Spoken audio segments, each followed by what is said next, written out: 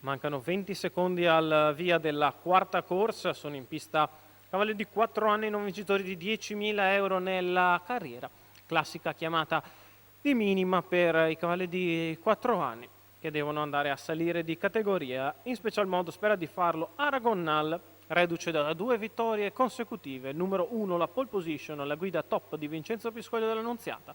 Offrono nel figlio di Mondiale OK una solida base.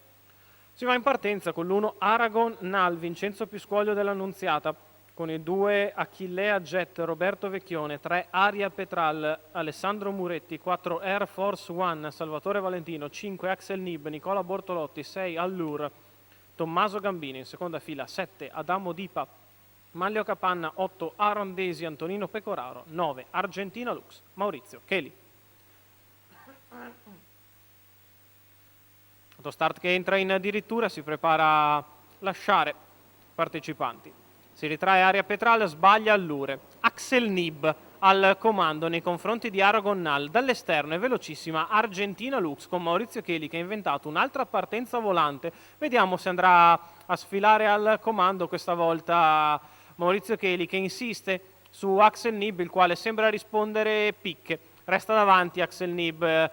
Terza alla corda è Air Force One che taglia fuori Argentina Lux, la quale sembra doversi adeguare suo malgrado allo scoperto. Viene via subito però Aria Petral che aggira Argentina Lux e prova a portarsi sulla testa della corsa. Axel Nib ha passato i primi 400 in 31,2. Progredisce all'esterno Aria Petral. Secondo la corda è sempre il favorito Aragon Nal che precede Air Force One. Argentina Lux ora ha una schiena e si porta dietro Achillea Jet, mentre quarta alla corda c'è Alfredo Dipa. 47,3 per i primi 600 metri da parte di Axel Nib che è in vantaggio nei confronti di Aria Petral all'esterno e di Aragon Nal lungo la corda. In pariglia Argentina Lux, terza di dentro è sempre Air Force One a precedere Achillea Jet in terza pariglia esterna. 1,3 per il mezzo miglio iniziale, Axel Nib in vantaggio, Aragon Nal secondo alla corda come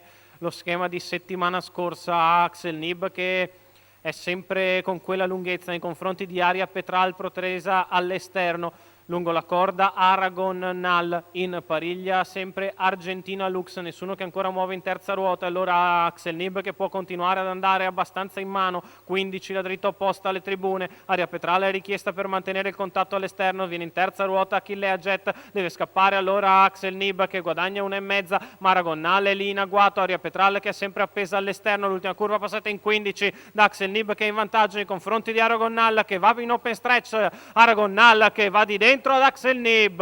Aragon Nal, fotocopia della settimana scorsa. Aragon Nal che vince nei confronti di Axel Nib, mentre per il terzo Achillea Jet potrebbe aver avuto ragione di Air Force One, ma ovviamente attendiamo almeno un replay. Il successo di Aragon Nal, il terzo a seguire Vincenzo Piscoglio dell'Annunziata alla guida, Lamberto Barbieri al training, i colori del signor Alfonso Ferrante. Il successo di Aragon Nal che buca in open stretch Axel Nib che aveva preso l'iniziativa, ha provato a fare i propri comodi Nicola Bortolotti, ma in arrivo Aragon Nal ne aveva di più. Per il terzo è Achillea Jet 1,52 in numeri, l'ordine d'arrivo molto probabile della quarta corsa dall'Arcoveggio di Bologna, con il terzo successo consecutivo per Aragon Nal, Vincenzo Piscoglio dell'Annunziata.